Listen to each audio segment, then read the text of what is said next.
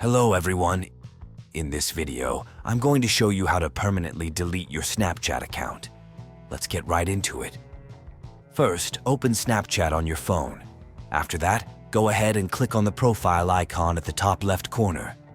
Once you're there, click on the settings button at the top right corner.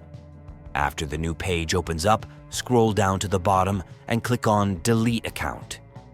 On this page, you will need to enter your username or email address and password to log in. Once the new page opens up, it will explain that your account will be deactivated for 30 days, but after 30 days, it will be permanently deleted. So go ahead and confirm it by typing your password and hit continue. And that's it. I hope this video helped you.